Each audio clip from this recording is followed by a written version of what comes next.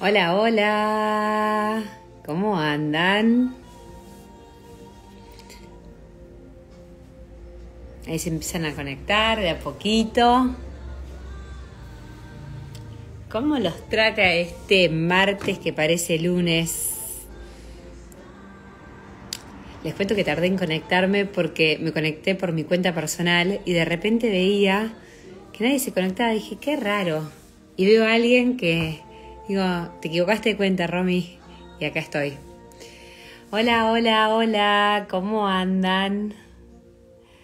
Hola, Ceci. Hola, Lucre. Aló, aló. Hola, mami. ¿Cómo andan todos? Si quieren, váyanme contando de dónde me escriben, cómo están, cómo arrancaron esta semana, que esta semana es corta. Acá muy bien. Les cuento que estaba rogando, cruzando los dedos de que Trini se duerma porque Fede terminaba de dar una clase 9:30. Son 9:34 y todavía no bajó. Lo cual, si se llega a despertar Trini, me voy a tener que parar a buscarla. Hola, Betty. ¿Cómo andás? Ahí se conectó el padre Luis. Bueno, antes de invitarlo al padre Luis, vamos a hablarlo directamente con él. Vamos a hablar del día de ayer, de la Asunción. Lo vamos a dividir en dos partes, este vivo. Una parte, el padre Luis va a hacer una catequesis, que va a ser media hora con preguntas, y después tenemos una noticia para darles. Así que, bueno, muchos ya la saben, otros no. Así que vamos a invitar al padre Luis para que se conecte, porque ya sé que para muchos es tarde, otros lo van a mirar grabado. A ver, vamos a invitar al padre Luis acá. Que este día es como un día muy especial, el de ayer, el de la Asunción. Yo tengo una linda historia que, bueno, Hola, hola, padre. ¿cómo estamos? ¿Qué decís? ¿Todo bien? Muy, muy bien, ¿vos? Ya se nos durmió la peque. Ya se durmieron las dos. Bueno, La, pero el otro ya está en estado de que ya sabe cómo es el sistema en la casa. El otro se sí, está acostumbrando. la mayor ya no se despierta. Ahora la chiquita quizás, bueno, por ahí escuchamos. Está muy bueno, está muy bueno. Che, qué lindo de poder compartir contigo. ¿Cómo estás vos? Bien, acá recién terminando un poco la jornada, porque ayer tuve fiestas patronales en una de las comunidades de las montañas, en Padre Monti, así que desde el día viernes que estaba subiendo todos los días, subía y bajaba, así que la verdad que terminé agotado ayer y hoy, bueno, volvimos a la normalidad, así que para mí no ha sido fin de semana largo, sino que ha sido unos días muy largos, pero de mucho trabajo. Así que gracias a Dios bien, no me puedo quejar. La verdad que estuvo lindísimo la fiesta. Y bueno, y hoy ya volviendo al ruedo con todo, dando clases en la facultad y después atendiendo algunas situaciones, pagando cuentas, como todos. Así que bien, movidito el día. Movidito, movidito. Todos preguntan, muchos se preguntan, ¿cómo haces para hacer tantas cosas? Porque el otro día me dijiste la cantidad de misas que das una tras otra, que vas a la montaña, que venís, que subís, que bajás. O sea, y yo que Sí. te sumo cosas, yo te sumo proyectos. Sí, la verdad es que trato de tener una agenda de los días, de más o menos saber que cada día hago tal cosa. Habitualmente los martes son los días que trato de dedicarme a cosas que son más personales, en el sentido de ir a pagar cuentas, llevar a mis papás al médico, ¿Cómo cosas andan tus así como padres? más personales. ¿Cómo andan Bien, tus padres? bueno, mañana, bien, hoy un médico me le dio ahí unas buenas vitaminas a mi papá, que está saliendo de la andropausia, que ha sido una etapa bien difícil, porque la andropausia, como ustedes saben, pasa casi similar a la menopausia, solamente que en el varón se genera como un estado de depresión, de bajoneo, y eso se gesta especialmente entre los 65 hasta los 78, 79, en esa edad. Entonces, bueno, justo mi papá cayó en eso, mi mamá con el tema de los huesos, así que un combo, un Un combo. combo, un Pero no, combo. la verdad que no se quejan, la verdad que son muy buenos, no se quejan por nada, la verdad que ponen todas las pilas y no, la verdad que son piolísimas, la verdad que no me puedo quejar de mis papás, cómo saben llevar la enfermedad y cómo la pueden llevar. Ya mi mamá en silla de ruedas, mi papá en andador, pero la verdad que la manejan muy bien. Bueno, muy bien. Y vos un hijo muy presente. Y ahí estamos, presente, por lo menos lo hago reír, nos matamos de risa ahí antes de venir ¿Rezan para acá. juntos?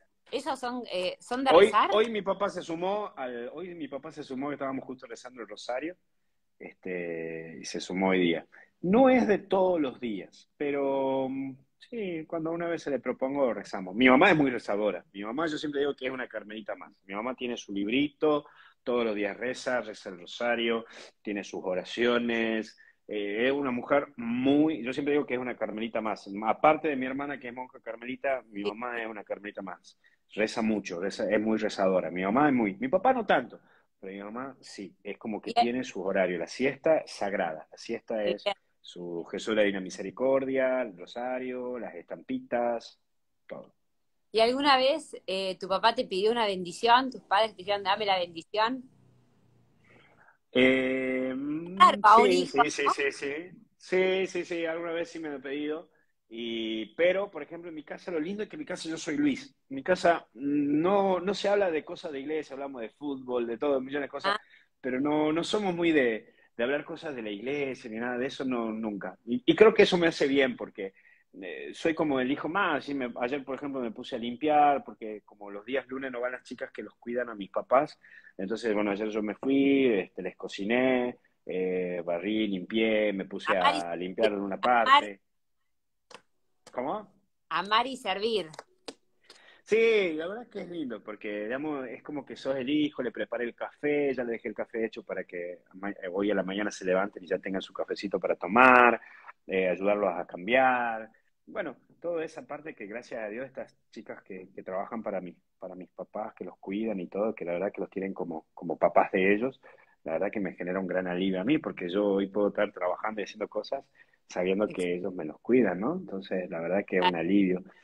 Y no, la verdad que ser un hijo, la verdad que es impresionante, ¿no? Y la verdad que mis padres, yo la verdad que sí los admiro y la verdad que son unos tipazos, porque hasta incluso mis amigos, mis amigos personales, le tienen un cariño muy inmenso, ¿no? Digamos, son de mis papás generar un cariño muy inmenso, ¿no? Y la verdad que eso es algo que a mí me encanta porque yo en mi casa soy Luis, soy uno más, incluso en la parroquia también, ¿no? Trato de siempre no gestar como el Luis, el cura de los audios o el padre de Eso se Facebook o de Instagram. nota, nota que sos simple. Y eso también Sí, sí, habla. sí, a mí me Te ayuda hago una mucho, pregunta. ¿no? Me ayuda mucho. Sí. Una vez escuché a un padre que me dijo, hablando de Jesús, ¿no? Del Señor, que ser sacerdote era como un trabajo. O sea, ¿vos lo tomás como un trabajo? En el, Eh, en el momento que yo estás más con... que un trabajo lo tomo como vocación. ¿Bien? Siempre me gusta decir, profesión psicólogo, en vez de decir casado con hijos, digo cura con hijos. Algunos me miran así como diciendo, ¿cómo? Sí, cura con hijos, tengo muchos hijos en la fe, pero lo considero así, ¿no? Como que, bueno, hay veces que termino de dar clase y todo eso y me tengo que ir a atender a mi familia, es decir, a mi parroquia, y tengo que ir a ver a los míos, ¿no? Y atender a los míos. Sí, lo tomo así. Justo hoy comencé a leer un libro muy lindo del cardenal Sará, que se llama Sacerdotes para la Eternidad. Está muy bueno, lo recomiendo, la verdad que está muy lindo. Y justamente habla de ese término, ¿no? Donde hoy los sacerdotes andamos, dice, los sacerdotes andan como en una barca donde los vientos los tiran por todos lados, no tienen una estabilidad, porque la estabilidad es recordar que el sacerdote es una presencia sobrenatural en la tierra. La verdad que me gustó muy, Qué muy lindo, lindo, les recomiendo ese libro. qué lindo. Este, Porque y quizás, habla de muchos, si sí. bien es una vocación, digo, ¿no? Como decís vos, que es una vocación, a veces uno, el tema de lo cotidiano, de lo que hace todo el tiempo, se cansa de hablar. O sea, ¿vos te cansás en algún momento de hablar de Jesús y María o decís, ay, hablemos de otra cosa? No. Eh, no, y además es como que yo a mi modo de ver personal, ¿no? De mi parte más que nada personal, es como que yo siempre trato de llevarlo a lo cotidiano o a lo humano, todo lo referente a Jesús, ¿no? Entonces, por ejemplo, hoy me fui a pagar cuentas y todo eso, y el señor que me estaba cobrando, no sé cómo sacó el tema y me dijo, bueno, me dice, hace poco he perdido a mi papá y todo eso. Y bueno, y ahí hemos empezado a hablar de la muerte, hemos terminado hablando de Dios, hemos terminado hablando de los sacramentos, Qué me terminó lindo. diciendo que no había hecho la confirmación, la cuestión que mañana va a ir por mi parroquia para que acordemos para ver quién enseña la catequesis para adulto para que haga la confirmación. Pero comenzó así, digamos, charla así, ¿no? De la nada. Y bueno, eso, yo la verdad En Tucumán, que trato en de Tucumán, disfrutarla. en Sí. Tucumán te reconocen, o sea, por ser, porque además de ser sacerdote, sos el sacerdote de los audios, sos el MD católicos, o sea, ¿te conocen, te reconocen en la calle? Hay de todo, Sos como un sí, hay de rockstar de los todo. sacerdotes. Hay de todo. Por ejemplo, ayer me fui a comprar unos fiambres, un jamón y un queso, porque estaba muerto de hambre y no sabía qué cocinarme anoche. Y entonces me fui a comprar y cuando terminé de comprar, la señora me reconoció, pero por la voz, porque me dijo, esa voz la conozco, me dice. Sí, usted no hace unos audios. Sí, sí, yo soy el padre Luis. Ah, y ahí la típica, no sabía que era tan jovencito y que esto y que lo otro y que bla, bla, bla, bla, bla. Entonces, Qué como que hay lindo. alguna gente que me reconoce por los audios, otra gente que me reconoce por la cara y otra gente que me reconoce por los errores que cometo, por las macanas, pues siempre me mando alguna. Bueno, Así que, por todos, ejemplo, yo como soy un poco todos. torpe, soy torpe. Entonces, por ejemplo, qué sé yo, la otra vez me fui a comer acá en unos amigos y me dice, no, vamos a comer por ahí. Y a mí me cuesta un poquito salir a comer en cosas así donde haya mucha gente. Entonces, yo soy más de familia o de amigos y de juntarnos a comer un asado por ahí. Y entonces, qué sé yo, se me cayó ahí el cubierto. Alguna vez se me escapó la pata del pollo, esas cosas. Así que sí, típica. Por eso cuando me invitan y hay pata muslo de comida, sufro porque yo estoy acostumbrado a agarrarlo con la mano. Antes era como que era más, me cuidaba. Ahora digo, mil disculpas, le pido perdón, vengo Está del perfecto. campo, agarro con la mano y le meto. Muy bien. Padre, bueno, yo les contaba recién cuando arrancó el vivo que este vivo lo vamos a dividir en dos. La Sí, primera sí, parte me gustaría que hablemos de la Asunción de la Virgen ok. y la segunda parte que hemos, bueno, la noticia, la sorpresa que tenemos para contarles. Ups, bueno, mirá, vamos a comenzar primero con esto, con la catequesis, ¿sí? Entonces Dale. creo que vamos en primer lugar a ponernos en la presencia de Jesús, ¿sí? Ven Espíritu Santo, llena los corazones de tus fieles y enciende en ellos el fuego de tu amor. Envía, Señor, tu Espíritu para darnos nueva vida y renovará la faz de la tierra. Oh Dios, que has iluminado los corazones de tus fieles con la luz del Espíritu Santo, danos a discernir y gustar del mismo Espíritu y gozar de sus divinos consuelos. Gloria al Padre, al Hijo y al Espíritu Santo, como era en principio, ahora y siempre, por los siglos de los siglos. Amén.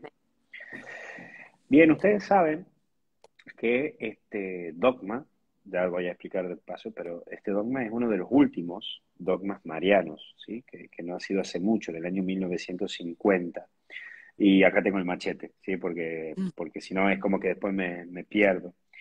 Y el 15 de agosto está conmemorado como el Día de la Virgen. Y en el año, bueno, esto viene del siglo I, siglo II, pero siempre comenzó a gestarse un amor a María dentro de la iglesia, y especialmente donde comienza ese amor a María en el 325. Pero había algo, María es como que no había un conocimiento en plenitud de ella. La Mariología, el estudio sobre María, se empezó a desarrollar en el Concilio Vaticano II con más fuerza. Y por ese mismo motivo, el Papa Pío XII, comenzó a gestar el trabajo de que se dicte el dogma de la Asunción de María Santísima. Y aquí comienzo. ¿Qué es un dogma? Dogma significa que es algo que los católicos acentuamos y asentamos que es parte de nuestra fe. Es decir, que nosotros como católicos creemos en esto. Exacto. Nosotros como dogma creemos que María está en cuerpo y alma en el cielo. Eso es un dogma. Sí. Ahora, ¿cómo se hace el dogma? Eh, Estoy con muchas ganas de sacar mis cuadernitos, mis papelitos, pero no lo voy a sacar. Lo voy a Ya los hacer así. cantan. Ya me está gestando, me está empezando a picar, entonces por eso lo voy a sacar, porque si no, después como que me pierdo, ¿me entendés? No, no, son muy Y claros entonces ya aparte. me empiezo a obnubilar con mi presencia. La verdad es que no he preparado ni siquiera las hojitas, entonces ahora vamos a sacar hojas. Vamos a sacar hojas. Ah, pero no me acuerdo si tengo lapicera, porque No la, importa, la mientras problemática. Perdón que hoy el vivo está siendo un poco imprevistos. no tan exacto, imprevisto. Vamos a hacer Pero las acá, montañas salen mejor. Acá no hay vos nada decís, preparado. sí, es verdad eso, así que no hay nada.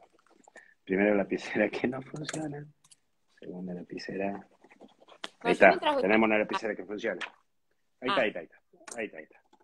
Para que te saco de acá, de mi pequeño trípode. Ahí está. Entonces, ¿cómo se hace? Primero, vamos a ir dogma. Mi letra es horrible, por supuesto.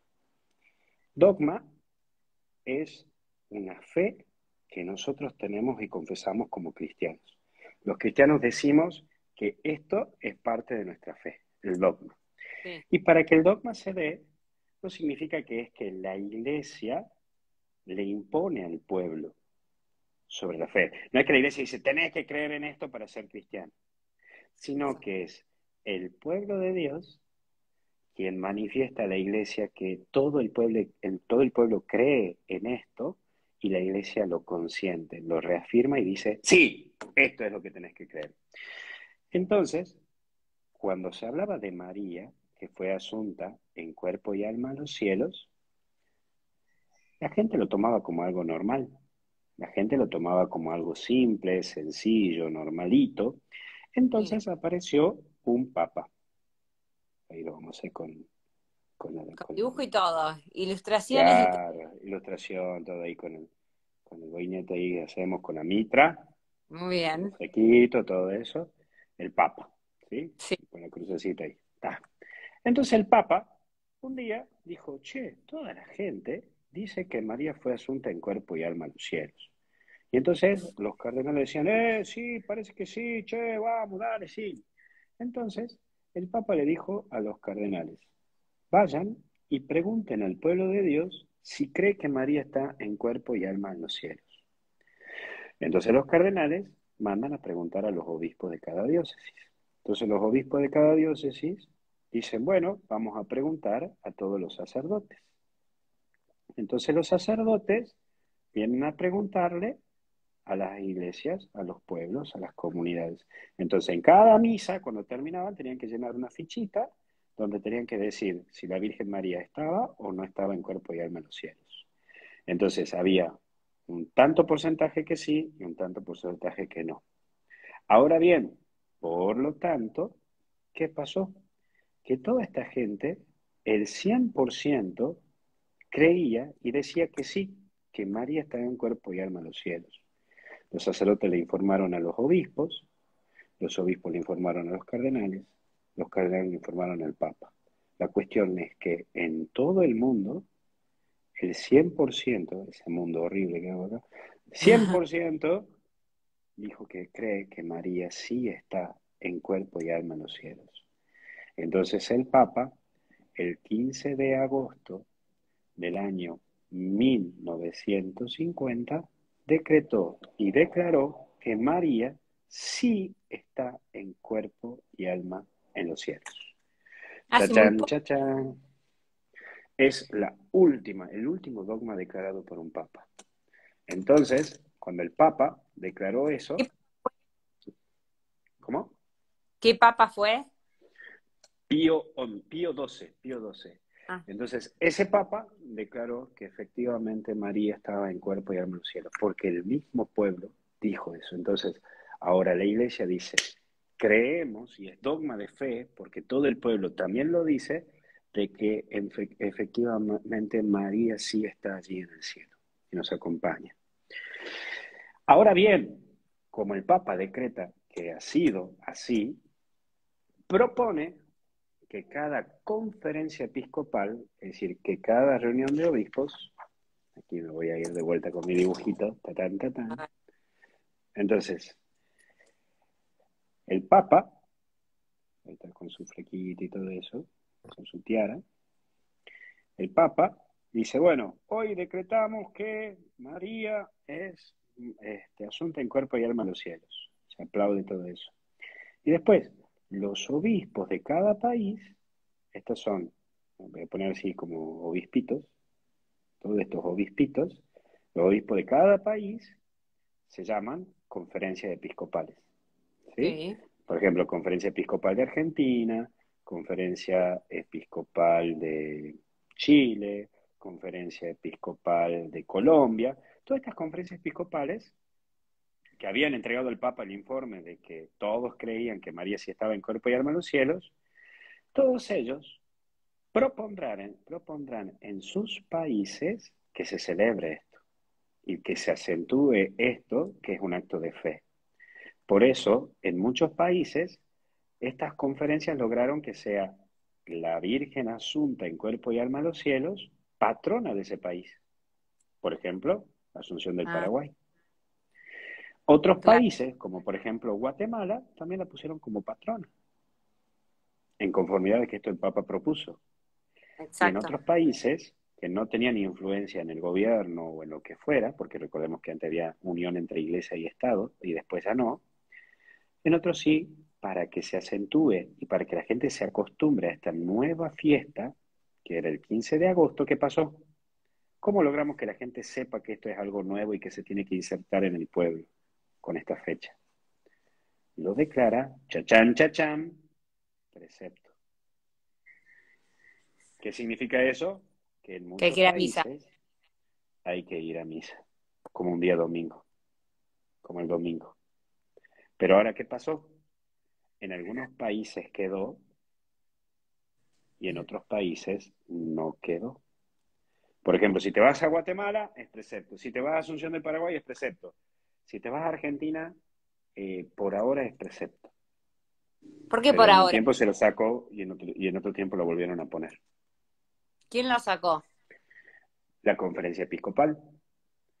¿Y por qué Antes, se... por ejemplo, porque antes las conferencias episcopales tenían influencia en el Estado. Sí, Entonces, en muchos países, cuando era una fiesta así, también se declara feriado, es día feriado. claro. Pero en otros países, cuando había choque entre la iglesia y el Estado, estos países, la parte civil, sacaba el feriado. Entonces ya no era feriado. Ah, Y entonces se le hacía complicado a la gente ir a misa de precepto. ah, Entonces, como ahora, como aquí en Argentina todavía se declara algunos feriados católicos, entonces se trata de dejar para que puedan ir a misa. Pero, por ejemplo, en otros países no. Por ejemplo, antes, en muchos países, era feriado el jueves de Corpus Christi, cuerpo y claro. sangre de Cristo, Sí, para sí, que sí. todos vayan y hagan la procesión. Pero después, cuando hubo quiebre entre la iglesia y el Estado, se sacó. Entonces, por ejemplo, aquí en Argentina, para que la gente no falte a esa gran fiesta como Corpus Christi, aquí en Argentina se lo trasladó para el domingo, para que no sea un motivo de que no puedan participar de una gran fiesta como Corpus Christi. Lo mismo pasa con la asunción, con la ascensión de nuestro Señor Jesucristo. En algunos países se lo celebra un jueves, en otros países se lo celebra el domingo. Bingo. ¿Por qué? Porque en algunos países se sacó ese feriado. Ah, ¿Se mira. me va entendiendo? Clarísimo, sí, sí, sí. Otra que también se confunde la gente es la de los Reyes Magos, el 6 de enero.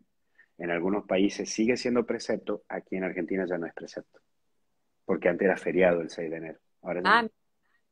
¿en qué año fue feriado? ¿En qué época? Y en la década del 40, hasta la década del 40. Acuérdate Ah, que mira. aquí en Argentina, con el tiempo de Perón en adelante, comenzaron a sacarse muchos. ¿Sí? Mira, Entonces, sí. por eso siempre yo recomiendo que si quieren ver eso, pueden poner en Google precepto Conferencia Episcopal Argentina, precepto Conferencia Episcopal Colombiana, y ahí le van a aparecer propiamente de su país cuál es día de precepto y cuál no. No es que los días de precepto es en todo el mundo igual, Ah, cambia según la conferencia voy episcopal. voy a hacer algún posteo para que la gente se informe sobre esto, que está bueno Sí, es saberlo. muy bueno, es muy bueno. Aquí en Argentina, ya te digo, aquí en Argentina quedaron solamente poquitos días de preceptos en Argentina, El primero preceptos en Argentina. ¿Cómo? el 1 de enero es precepto. Exactamente. Sí, día de precepto, ya te digo porque no lo encuentro acá. Tu. Fiestas y preceptos móviles de Argentina. ¿Ves? Porque acá te aparece España, Sevilla y todos esos lugares. Pero aquí han quedado poquitos y no lo estoy encontrando en este momento. 18 de Pero diciembre bueno, es precepto. el uno de enero, el 25 de diciembre, el 8 de diciembre, el 15 de ahora de agosto, y me falta uno. Ah, ya me voy a acordar. Lo que pasa es que no lo encuentro aquí porque te manda que lo tengas. En el librito está, pero vamos a ver. Bueno, me falta uno. Ya te lo voy a decir, porque me falta uno ahí. Lo pueden buscar en AICA también. Acá te preguntan si si en Semana Santa. Ah, perdón. Semana Santa, sí, el jueves y viernes santo. Por eso se deja feriado. Sí, sí. Sí, sí, se Y, deja feriado. y 25 de marzo, 25 de marzo era, ya no lo es. ya no es. Sí, sí, ya no lo es. En su principio era, pero después ya se dejó de serlo.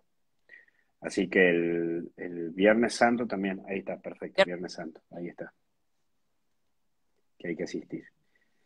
Así que esos son poquitos, porque Fantástico. después los demás se han sacado. El 19 de marzo, por ejemplo, en España es feriado, acá ya no es feriado. Incluso en España es día del Padre, acá ya se sacó, es decir, quedó fuera. Porque bueno, algún día podremos tener una catequesis Sobre sobre esto. eso, Preguntando, porque está incluso el tema de las fiestas movibles, ¿sí? Porque hay fiestas que son movibles. Por ejemplo, te voy a tirar una así nomás. La fiesta de Santo Toribio de Mogrovejo o de Santa Rosa de Lima. Aquí en Argentina lo celebramos en una fecha totalmente distinta en otros lugares. Santa En algunos Rosa de... lugares se celebra, Santa Rosa de Lima en algunos lugares la celebran el 24 de agosto y en otros lugares se la celebra el 30 de agosto, ¿Y por qué varía? porque eso depende de cada conferencia episcopal. Las conferencias episcopales toman determinaciones sobre eso.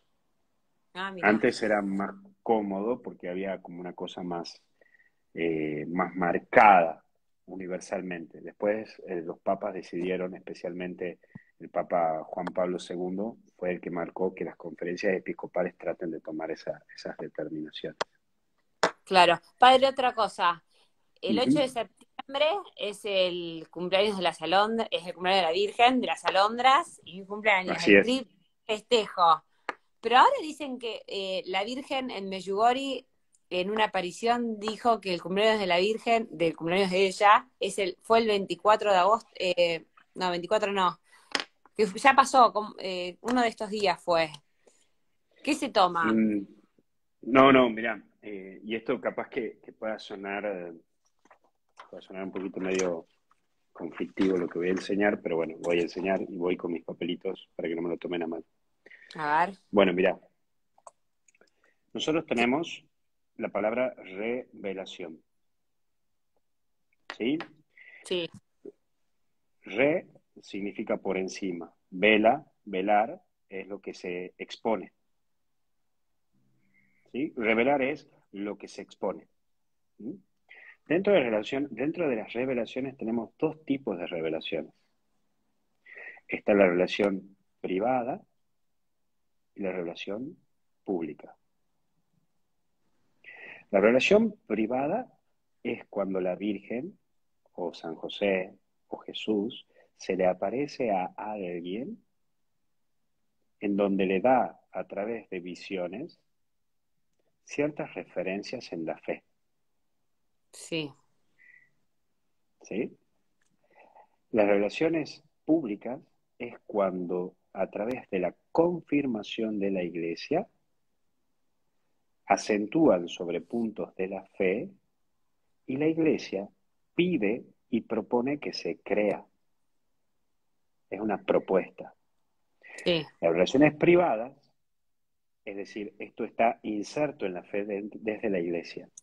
En cambio, las relaciones privadas, la Iglesia, a través de un largo camino y de largos estudios, puede reconocer, pero no trabaja en la revelación pública, sino que es para la devoción de las personas. Voy a ser más claro. mm, Voy a poner un ejemplo. Jesús de la Divina Misericordia. A ver, te voy sí, a poner un examen. Jesús de la Divina sí. Misericordia. ¿Es una revelación pública o revelación privada? Pensá a quién se le apareció. A Sor Faustina, Entonces, privada, se le apareció a alguien. ¿Sí?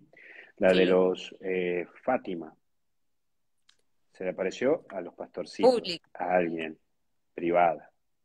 Que después la iglesia hace público.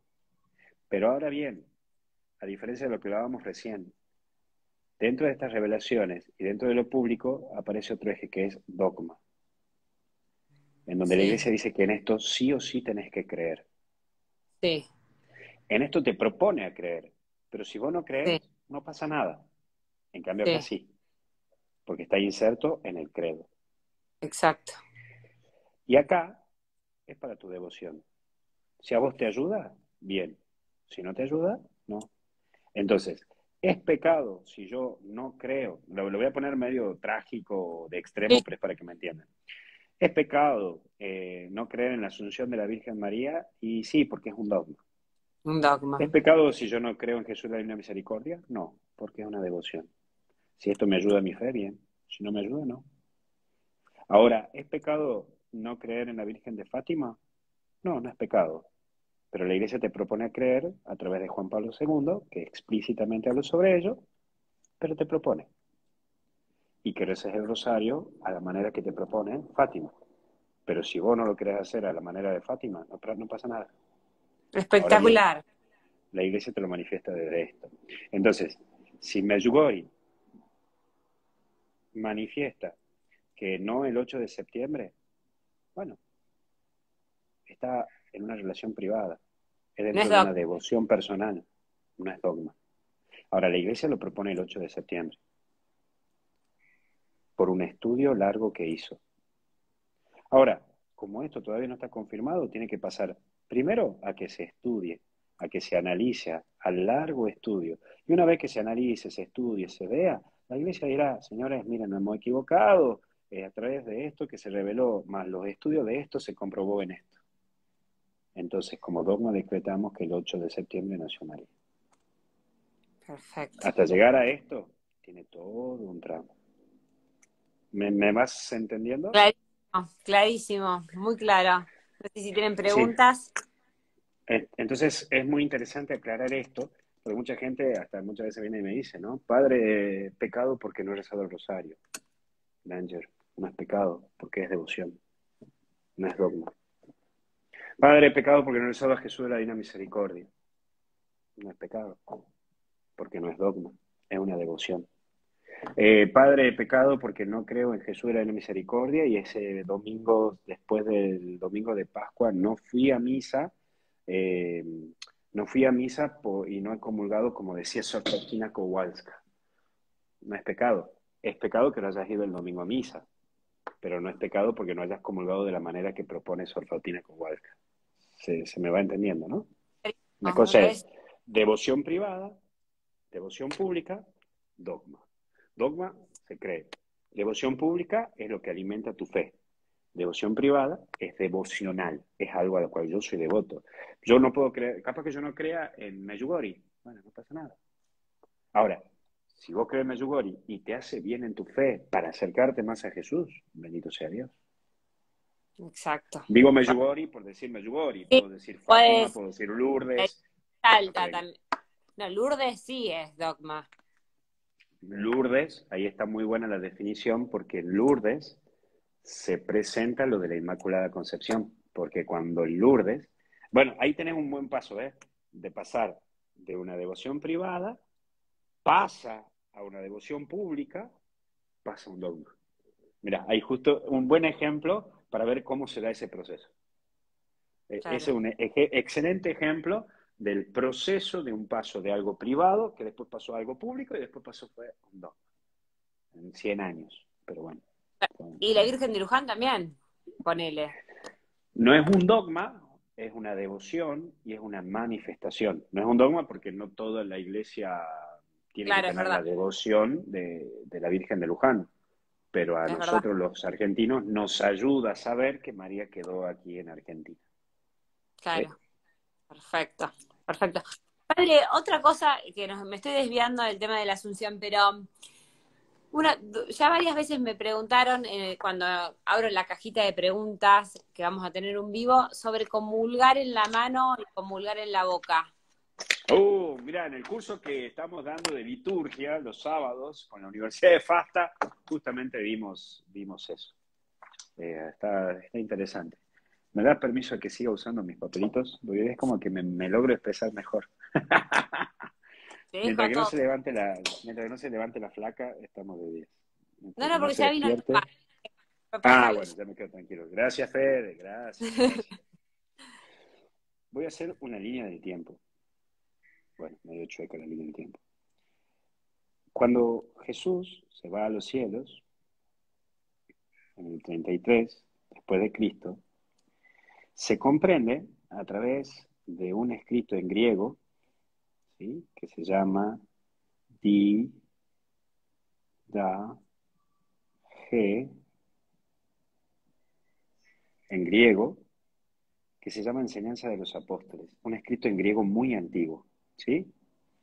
Sí, Cuando vemos en el año 33, se comenzó a continuar una unión entre cómo eran los ritos propiamente judíos, cómo se celebraban los judíos todos los sábados, es una unión de esto con lo que Jesús celebró el Jueves Santo. Entonces, la estructura que hoy tenemos de la misa es la unión de esto. El saludo, como los judíos saludaban, más el pedido de perdón, más la liturgia de la palabra, meditar la palabra de Dios, solamente que sea en el Nuevo Testamento, lo que Jesús enseñó, y después la parte del Padre Nuestro, esto ya es propiamente de acá, del Jueves Santo, cuando Jesús instituye la Eucaristía, el Padre Nuestro, más lo que sería el saludo de la paz y la Eucaristía, la comunión. sí, Esto es propio de estos dos, ¿sí? sí. Entonces, los discípulos de los apóstoles, quienes veían cómo se celebraba la misa, comienzan a transmitirlo de manera oral. Che, mira, tenemos que celebrar así, Pedro celebraba de esta manera, Pablo celebraba de esta manera, ta, ta, ta, ta, ta, ta. Y entonces aparecerían, entre esos San Irineo de León, que va a ser el primero que lo que había visto de cómo se celebraba todo esto lo pone por escrito. Entonces él va a contar que se juntaban el domingo a la primera hora, al alba, se juntaban los domingos para celebrar y recordar la resurrección de Jesús. Por eso nosotros los católicos celebramos el domingo y los evangelistas y los judíos los sábados, porque los judíos y los evangelistas celebran el día que Dios descansó, nosotros los domingos celebramos el día en que Cristo resucitó. Sí. Al salir del alba, en las catacumbas, por eso nosotros tenemos muchas cosas que son similares a las catacumbas, por ejemplo, el Sí. altar que tiene que ser de mármol, el tema de las velas, porque era el momento en donde se celebraba a oscuras, y el incienso, que era el producto de que se purifique el ambiente y que no haya tanto olor a muerto mientras se celebraba. Y aquí voy al punto que vos me preguntabas. Se partía el pan Y el sacerdote, que en este caso era el presbítero, ¿sabes por qué presbítero y no sacerdote? Porque era el más viejo quien presidía todo. Y presbítero en griego significa el más viejo. Ah, mira. No es que había sacerdote, sino que era el más viejo, quien se lo consagraba, y él era el que presidía la Eucaristía. Y daba el pan en la mano a cada uno. Lo daba como la cena judía, como una cena común y corriente. Entonces, eso era la transmisión que se conocía. Ahora, no es que se daba el pan así nomás, sino que se lo daba, y aquí voy a poner esta cuestión, porque vos sabés que todo en la iglesia tiene su símbolo y su signo. Se daba como un pequeño pesebre. Entonces, si yo soy diestro, tengo que tener la mano siniestra por encima de la parte diestra. Entonces, Sí, me deposita la Eucaristía, tomo y comulgo. claro. Sí, me va siguiendo hasta acá, porque hay que ir a la historia, ¿no? Sí, sí, Porque sí, no podemos dejar de lado eso, la historia. súper claro. Ahora bien, resulta que en el siglo VIII la Iglesia, obviamente que toma todo el poder político, social y económico. Eso hay que trabajarlo, ¿no? Entonces, en el siglo VIII, la Iglesia comienza a marcar el rito, pero empezaba a suceder que empezaba a haber desvirtuaciones de todo esto. Entonces, cuando aparecen en el siglo XII y siglo XIII los mendicantes, la orden de mendicantes, ¿sabes quiénes son las órdenes de mendicantes? Los mendigos, los que vivían como mendigos, que no usaban Sí, sueldo, que no cobraban sueldo y que no eran burgueses ni plebeyos. ¿Sabes quiénes eran? no, Los dominicos, fundados por Santo Domingo de Guzmán, y los franciscanos. Entonces, cuando empiezan a ver que empieza a fragmentarse, en el siglo XVI la iglesia se separa porque surgen los protestantes, los que protestarán contra la iglesia a sí, través de Martín Lutero. Y empieza a haber una división, pero una de las cosas que Martín Lutero era que no creía que Jesús estaba presente en la Eucaristía plenamente. Pero desde acá, desde el siglo XI hasta acá, comenzaron a haber milagros eucarísticos. sí, Entonces, con esto, con los milagros eucarísticos, más esto, la iglesia se junta y hace un concilio, una reunión de todos. Ese concilio se llama el Concilio de Trento, donde cambia este rito, lo va a cambiar, sí, que otro día, bueno, el curso lo estamos terminando otra vez, ya después veremos si hacemos de nuevo otra vez el curso, pero otro día te lo voy a explicar, no me voy a detener tanto. Y entre sí, los cambios que habrá para el cuidado de la Eucaristía, más los milagros eucarísticos y por miedo a que roben los protestantes la Eucaristía, el sacerdote ahora dará la comunión de rodillas y en la mano y en la boca. Y se prohíbe de dársela en la mano. ¿Por qué? Por miedo a que lo roben o por miedo a que no se bendiga plenamente la Eucaristía. Se tiene miedo de que se robe o que alguno que comulgue sea un protestante y se lo lleve o haga algún sacrilegio. Entonces, sí, por eso se prohíbe. Cuando se ve una cuestión de que empieza a caducar todo esto y que hay otra situación en el mundo, en el año 1962, miren cuánto tiempo de cambio, ¿no? sí, En el año 1962, el Concilio Vaticano II lanza un documento que se llama Sacrosanctum Concilium y en ese documento vuelve a presentar que se puede comulgar de tres maneras: en la boca y de pie, de rodillas en la boca o en la mano. Si he de comulgar en la mano, como comulgaban los primeros cristianos, de esta manera. Y se sí, ha de comulgar delante del sacerdote, delante del sacerdote. Entonces, hay veces que la gente también me dice, pero padre, mis manos son impuras. Bueno, si vamos por impuro, hay veces que la lengua es más impura que la mano. ¿Sabe? Con la criticada que le pegamos a todo el mundo, es más impura la lengua que la mano.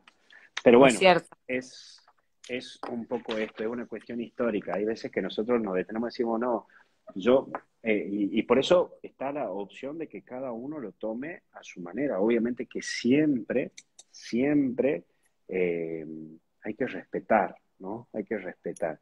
Entonces, si vos querés comulgar en la boca, comulgar en la boca. Si vos querés comulgar en la mano, podés comulgar en la mano. Si querés comulgar de rodillas y en la boca, lo podés comulgar. Esas son las tres maneras que se te permite. Ante circunstancias concretas, precisas y concretas en sí, lo vuelvo a repetir, un obispo en su diócesis puede establecer de que se comulgue de alguna de estas tres maneras. Por ejemplo, en un momento aquí en Tucumán, creo que en la década del 90, existía una secta, voy a decirlo así, existía una secta, unos hermanos separados, que eran devotos de Jesús de la Divina Misericordia, y ellos decían que Sor Faustina Kowalska mandaba a comulgar en la boca. Entonces esta secta solamente iba a comulgar en la boca, pero cometían algunos otros errores dogmáticos, doctrinales, bien complicados, bien complicados. Sí. Entonces, el obispo del lugar eh, lo dejaba comulgar, no pasaba nada. Pero esta secta después que tenía el problema, se arrodillaba, pedía comulgar en la mano y se robaban la Eucaristía. Entonces, esta secta, como se identificó así, por ejemplo, llevan a misa con mantilla, la mujer y los varones tenían que llevar mantillas, taparse la cabeza. Entonces, el obispo estableció que aquí, en Tucumán, se tenía que comulgar de rodillas y en la boca, o en la mano, pero delante del sacerdote y comulgar, por miedo a que no se roben la Eucaristía. ¿Te pasó alguna vez que te pasó alguna vez que se roben la Eucaristía o que no la tomen adelante tuyo? No, no, gracias a Dios no, pero eso porque cuando yo era seminarista vi que se robaron y ahí aprendí. Entonces, por eso, cuando comulgan, exijo de que comulguen delante del sacerdote, ¿no? Que comulguen delante del cura.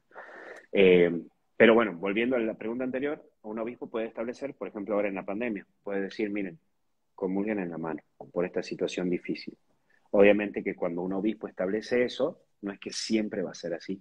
Lo establece con un inicio y con un fin. Durante la pandemia, solamente en la boca. Durante la pandemia, solamente en la mano. Durante tal tiempo a tal tiempo, se comulgará en la boca. Es decir, puede haber circunstancias que permitan en cierto momento esta situación.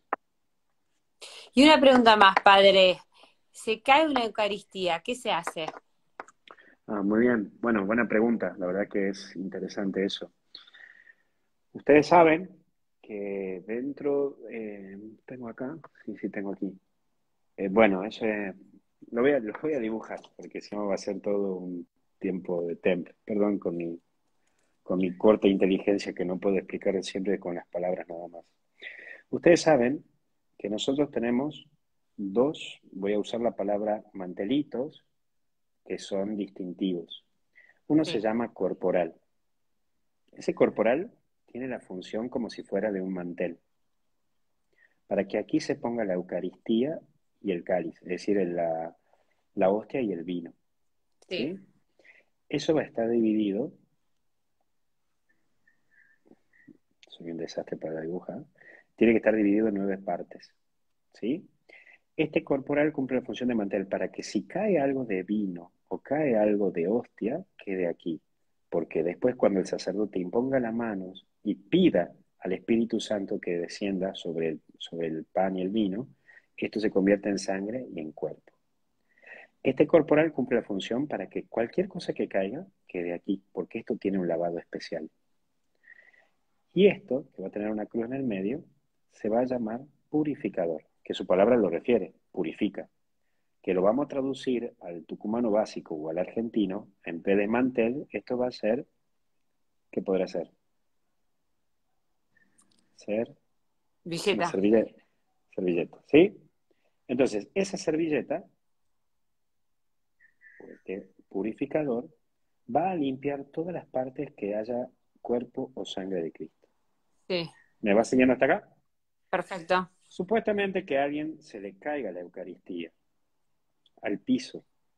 Lo Sí, primero que yo tengo que hacer como sacerdote es llevar ese purificador hacia el lugar donde cayó y pasar por ahí este purificador para que absorba donde cayó partículas de Jesús Eucaristía.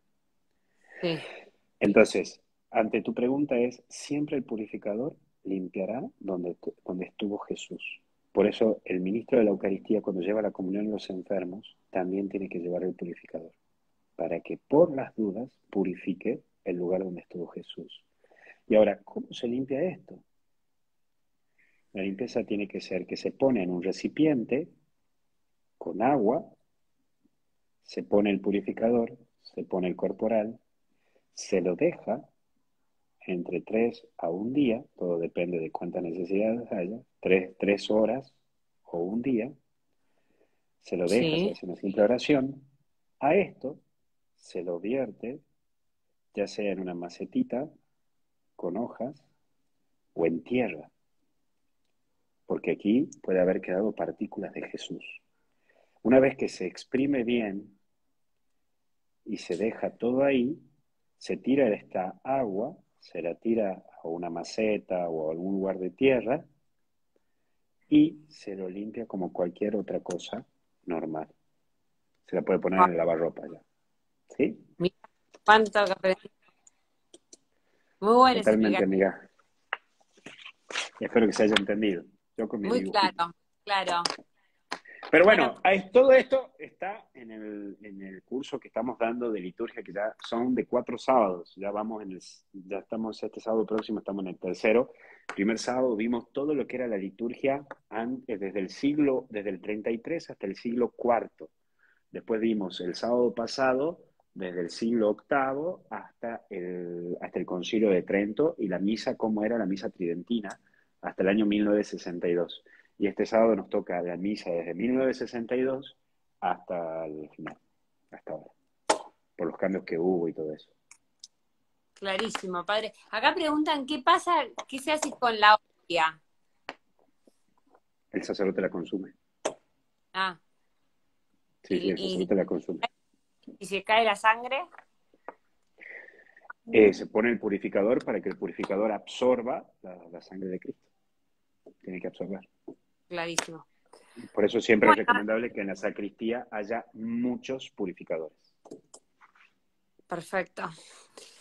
No sé si querés contar, si te quieren hacer alguna pregunta más, si querés contar algo de más de la Asunción, porque ya vamos una hora, ¿no? Eh, Largo por bueno, tenés que sí, se estar. cuenta la historia de que, bueno, María, en el siglo III buscaron recién allí sobre María. Acordémonos que en la historia de la iglesia siempre fue muy cristológico, ¿no? Muy de Cristo.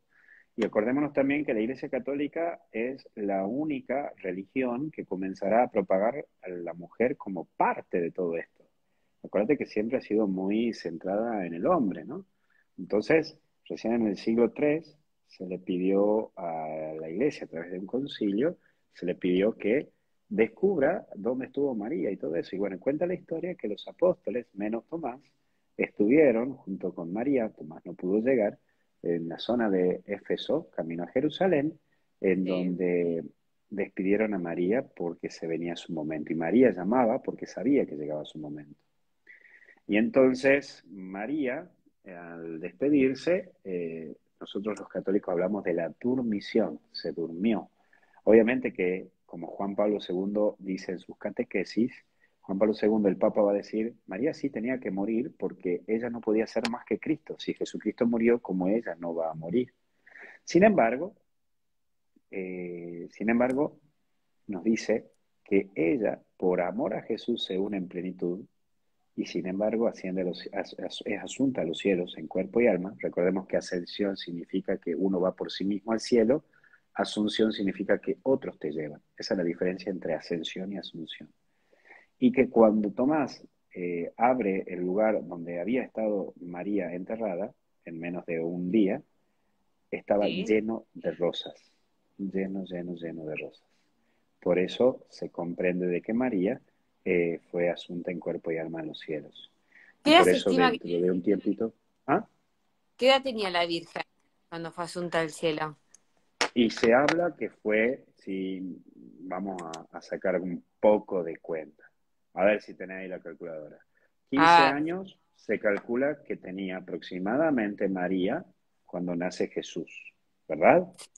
sí. Y entonces, si Jesús muere en el 33, tendrás que sumar 15 más 33. ¿Cuánto es? 48. 48. 48, perfecto. Entonces, eso es en el 33. Y se calcula que María fue asunta en cuerpo y alma a los cielos entre el 58 al 60. Entonces, 33 más del 33, 40, 50 y tenés que sumarle 20 más, o Sí. menos, 68. Entre 68 y 70 años. Ah, bastante grande para la época, Así es, ¿o así es. no? Eso obviamente que es un posible, Sí, ¿no? Es sin un duda. posible, Padre, ¿y se así es. sabe, hay escritos sobre María después de la muerte de Jesús? O sea, de su Sí, vida. uno de los escritos es la Didaje, ¿no? Acordate que nosotros, a ver si tengo acá un libro como para que lo pueda sugerir, pues tengo dividida mi biblioteca. Entonces, en unos cuantos libros tengo acá, otro libro en la casa de mis padres, y así. Entonces, eh, nosotros tenemos Mateo, Marcos, Lucas y Juan, los cuatro evangelistas, ¿sí? Sí, En el transcurso aparece la Didaje. La sí, Didaje significa que uno de los primeros escritos de los discípulos de los apóstoles.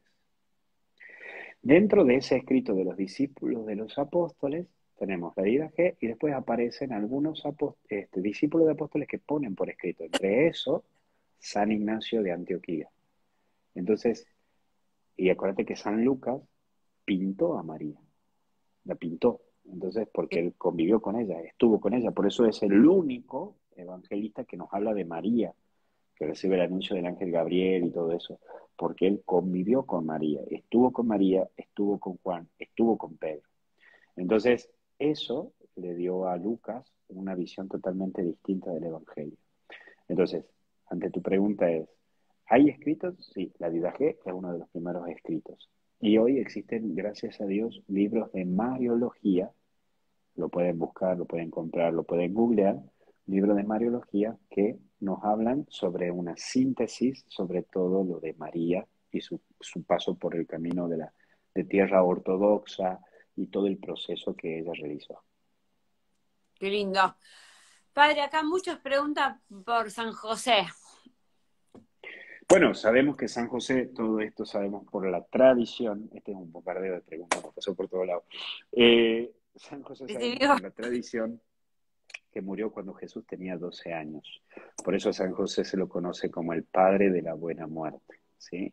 Así que es por ese mismo motivo que San José murió en las manos de Jesús y María.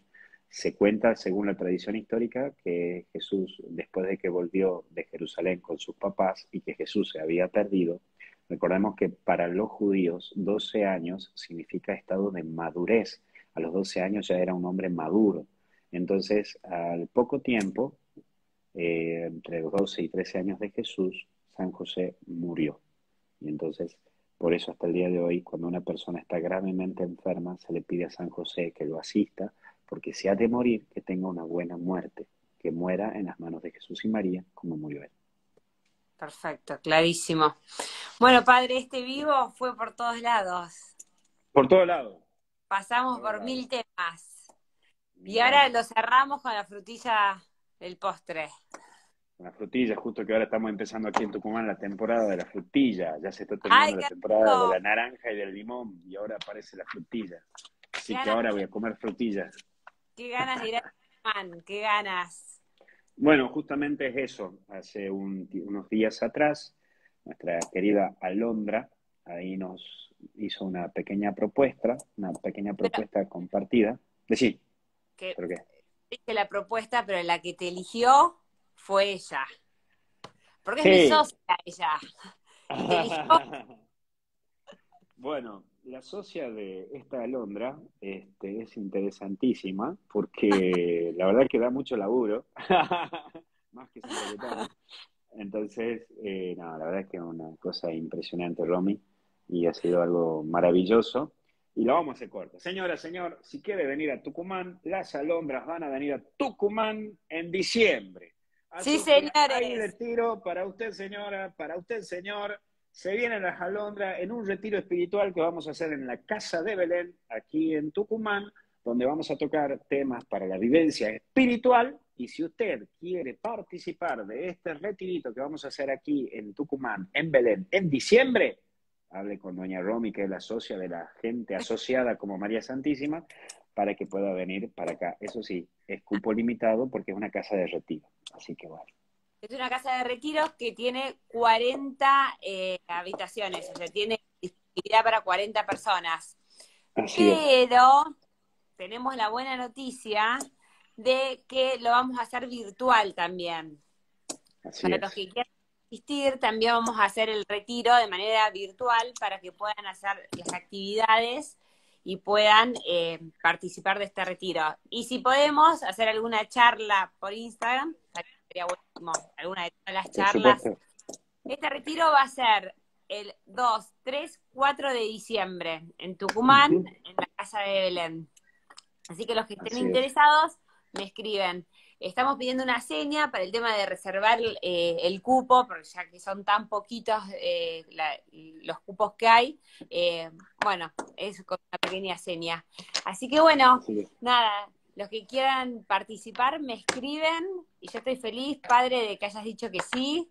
Estamos armando el staff, así que la gente de Tucumán que quiera participar y que quiera estar en el staff también me escribe. Así es, Y bueno, totalmente. esto lo vas a organizar todo María, así que los que tengan que ir, que María lo todo de su mano. Y el que no pueda ir, que no se sienta mal, porque va a tener la oportunidad también de ir virtualmente. Así Así que es. bueno, Por supuesto que vamos a ponerle las manos de la Virgen y bueno, cualquier cosa le estaremos diciendo en poco tiempo, pero en principio sería eso. bárbaro. Padre, ¿querés dar una bendición antes de terminar? Sí, cómo no. Le encomendamos a la Virgen, le damos gracias también por el don de la vida, ahí especialmente hoy que también es el día de San Roque, y le pedimos a María que custodie nuestros corazones, nuestras vidas, nos llene de ella, nos llene de ese amor que tiene a Jesús y que nos enseñe a amar a Jesús como ella lo amó. Bendiga a Dios en el nombre del Padre, Hijo y Espíritu Santo. Amén. Que Dios los bendiga, hasta el cielo no paramos Gracias, y gracias Padre. Romy. Gracias, bendiciones. Bueno, les mando un beso grande a todos y los que quieran participar me escriben por acá. Hasta Así es, mañana. nos estamos viendo. Chao, Dale, chao. gracias, Padre. Chao. Bueno, chao, chao.